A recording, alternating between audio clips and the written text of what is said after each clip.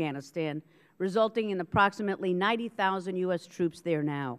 The President underscored the fundamental connection between our war effort in Afghanistan and the extremist safe havens in Pakistan, and defined the goals as disrupting, dismantling, and defeating al-Qaeda and its extremist allies. In the review the next year, 2010, the President noted that ultimately it is the Afghans who must secure their country, and it is Afghans who must build their nation. It will take time to ultimately defeat al-Qaeda, and it remains a ruthless and resilient enemy bent on attacking our country. But make no mistake, we are going to remain relentless in disrupting and dismantling that terrorist organization. However, President Obama announced the withdrawal of 10,000 U.S. troops from Afghanistan by this year's end, with another 23,000 to be withdrawn by the rather curious date of September 2012.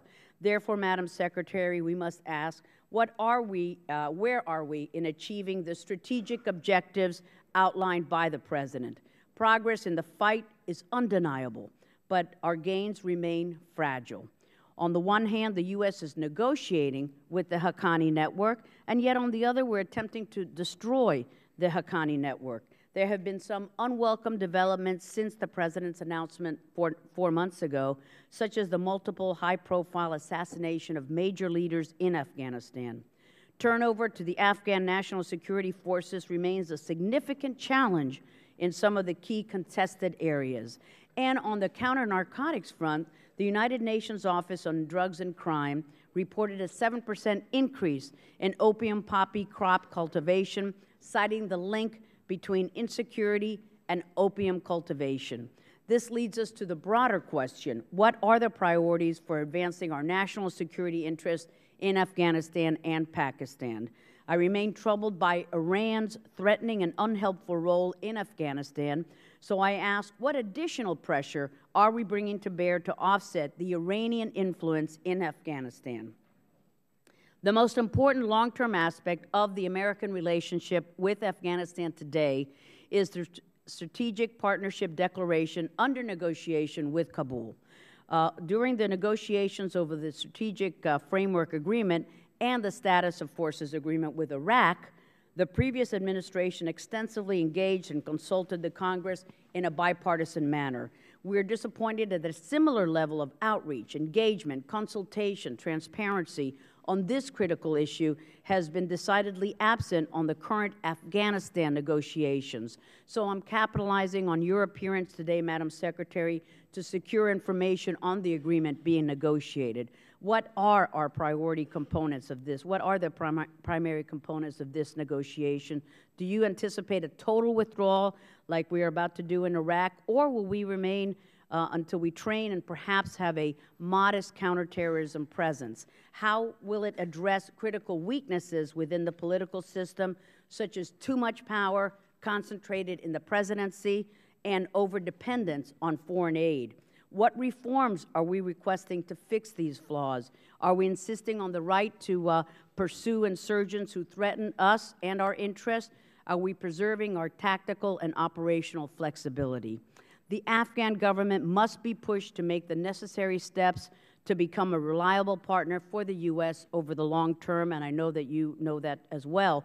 Too much American blood and treasure have been invested in Afghanistan for us to walk away or to have a government that threatens American interest. And turning to Pakistan, our relations continue to suffer from a cascading series of crises.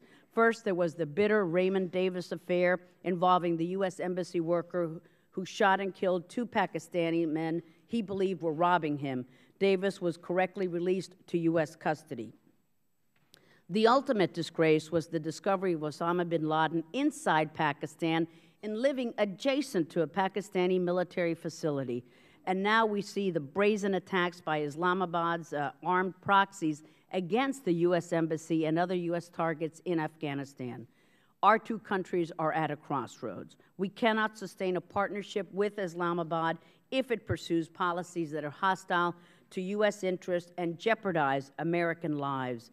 Legislation developed in our committee and carried by the Appropriations Committee puts tough conditions on U.S. assistance to Pakistan funded through State Department accounts.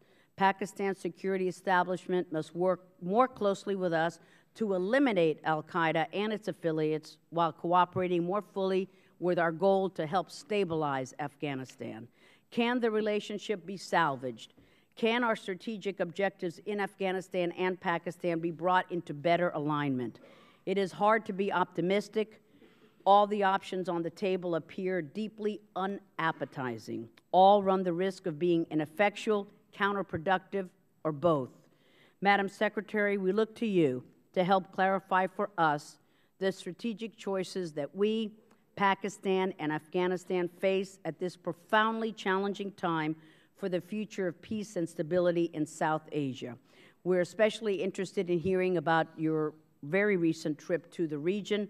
I thank you before appearing before our committee today. I look forward to working with you to advance our critical national security interests in this increasingly pivotal region.